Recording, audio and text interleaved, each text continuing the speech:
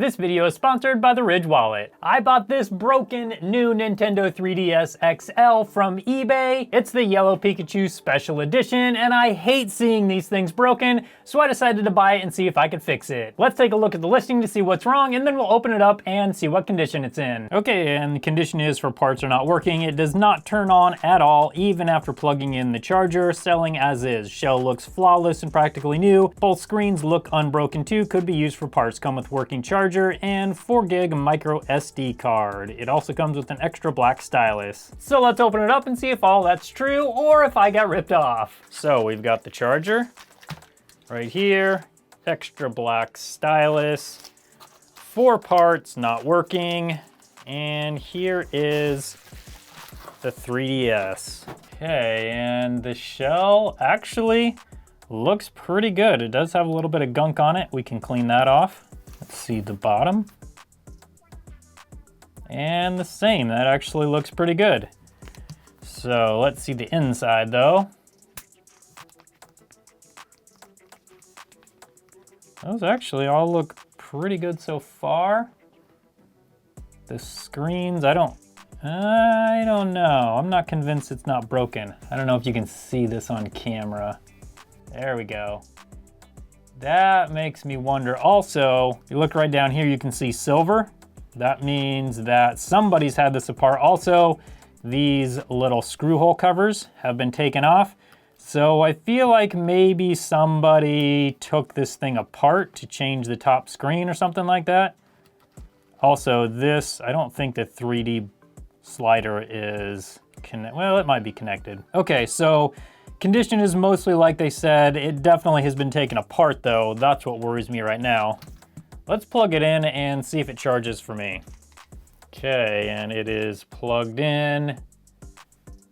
No lights, no signs of life, and no power. So the first thing I'm gonna do is remove this bottom cover and put a good battery in, and then we'll see if it'll turn on then. So I paid $275 for this Nintendo 3DS.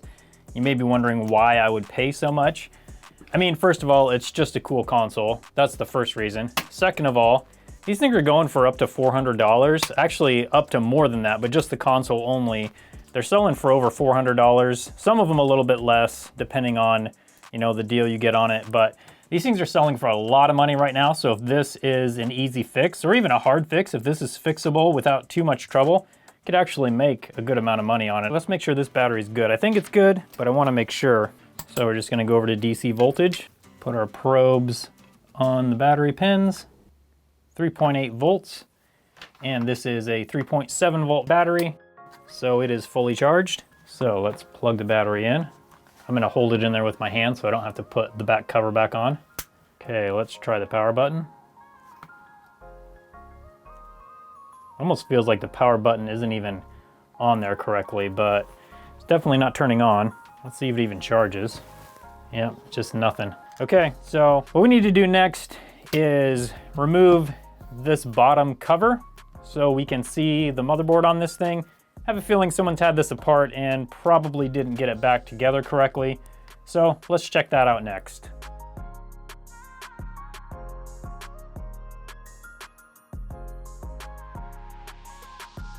Okay. Let's see what we have here. Okay, I see an immediate problem. We've got a problem with this connector on the motherboard for the bottom digitizer. That's the first problem. Oh, this connector is also broken. This connector is also broken. Those are all the problems I see initially, but based on that, I'm not real hopeful for when I take this motherboard off and look underneath. And here's a little better close-up view. So this connector is broken. Actually, that connector I think is broken too. Somebody definitely took this apart that had no clue what they were doing. Now I did just notice over here, this ribbon cable is not inserted into this connector correctly. So I'm gonna fix that real quick. Just see if we can get our no power problem figured out. If I knew it at least turned on, that would be nice. Okay, let's try that. See if we can get it to turn on now. And here we go. And nothing. I think the next thing I'm gonna do is remove this motherboard just so I can look at the other side. I think there's a good chance there are problems over there, so I'm gonna do that next, then we can take a good look at the whole thing.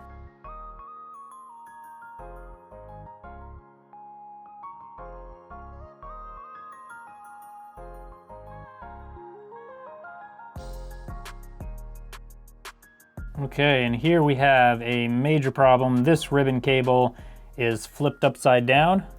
So whoever tried to repair this, put the ribbon cable on wrong. This one looks like it's on correctly. One of the things I'm worried about is these ribbon cables. I feel like maybe they tore them when they were doing whatever they were doing with the top screen, but we'll take a look at that in a little bit here. So the bottom side of the board actually looks pretty good. The top side mostly looks good other than all those broken connectors. Now with everything disconnected, I'm going to disconnect the power board off of the 3DS. Then we'll hook it to the motherboard and see if it works without all the screens and stuff connected.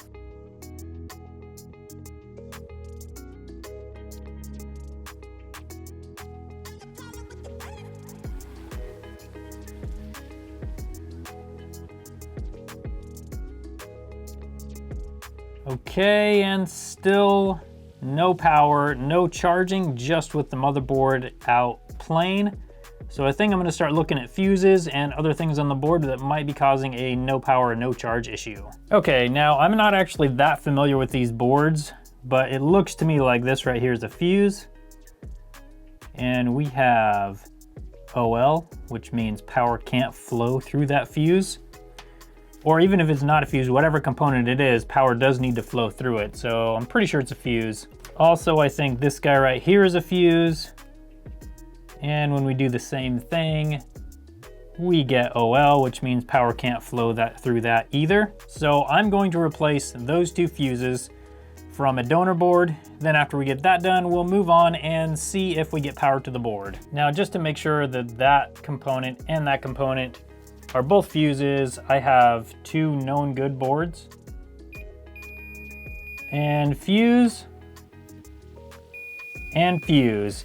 Actually, this is not a known good board. This one is a dead board that I tried to reflow, but I know this part of it is good. So I'm gonna replace the bad fuses with these two good fuses, then we'll see if that'll give us power on our board.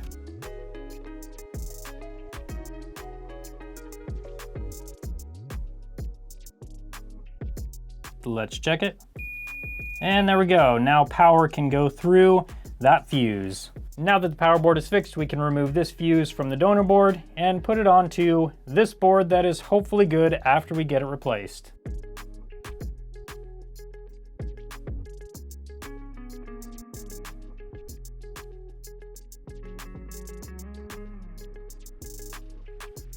And with this fuse replaced, let's check it.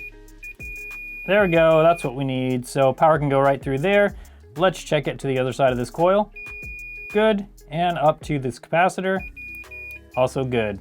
So now we know we have power over to this little battery charger power management chip. So now let's get the power board connected to the motherboard and then hook a battery up and see if we have power. Need to hook up the battery first. So I'm gonna press the power button, see if we get any light.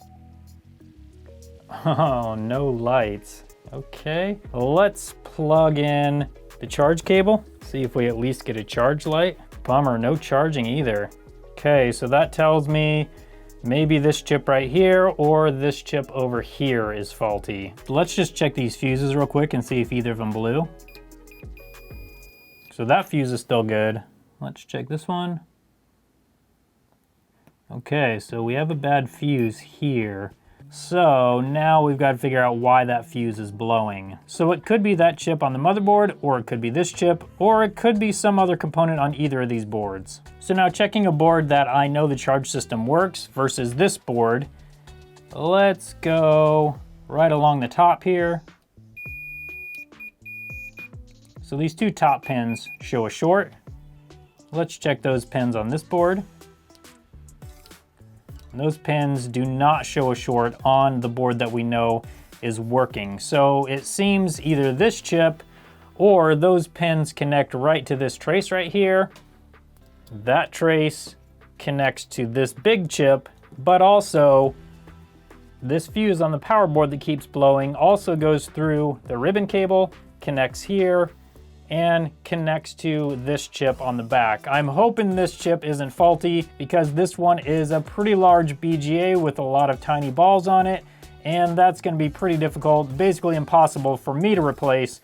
So I think what I'm gonna try is replacing this chip right here, and hopefully that's the cause of the problem. First, what I'll do is heat it up and remove it and see if the shorts are gone. And if they are, then we'll know we just need that chip replaced.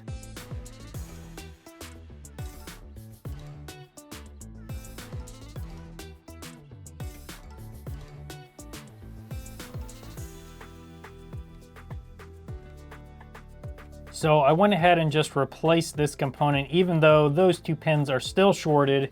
So the other problem is that if I have one probe on ground and probe this pin, you can see that there is a short on this line. This line, I believe, is a main power line. And that's a big problem because we have a short to the main power line. So as far as I can tell, there must be a problem with the chip on the other side of this board. I've looked at all these components on this side and just can't find anything that might be causing that problem. So I think we have a problem right here. So this is just a flash memory chip, so I'm not sure whether this is the problem or whether maybe the main CPU is the problem. But definitely there's a problem in this line somewhere for the main power to the motherboard. So unfortunately, this motherboard, at least for me, is gonna be not fixable. That being said, I'm gonna remove this chip and just see if that short goes away purely out of curiosity.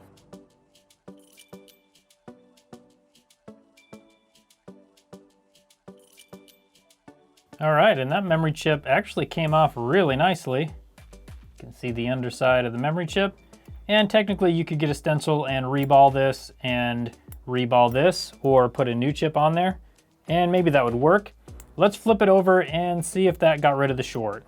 Okay, and here we go. And yes, it did.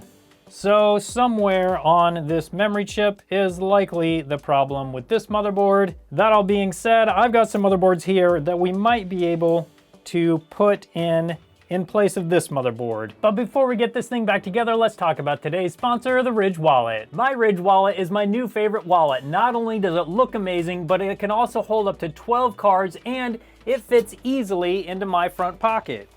And you can't even tell it's there. Not only is there room for those 12 cards, there's also room for cash on the back of the wallet. Ridge has over 30 colors and styles, including my two favorites, burnt titanium and carbon fiber. These wallets are made so well that they even come with a lifetime warranty. Ridge is so confident that you'll like them, they let you test drive them for 45 days, and if you don't like it, you can send it back for a full refund. Now, as you probably know, Father's Day is coming up soon, and in my opinion, the Ridge wallet makes a great Father's Day gift. Dads tend to cram their wallets full of all sorts of stuff, and a Ridge wallet can help your dad ditch that old bulky wallet. So you can help your dad update his wallet game by going to ridge.com/TronicsFix for 10% off your order. Now let's get this 3DS back together and see if it's gonna work.